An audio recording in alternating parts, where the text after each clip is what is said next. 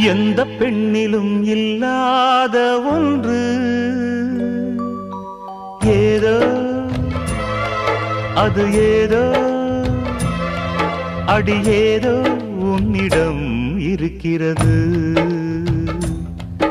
அதை அறியாமல் விடமாட்டேன், அதுவரை உன்னை தொடமாட்டேன். எந்த பெண்ணிலும் இல்லாத ஒன்று ஏதோ அது ஏதோ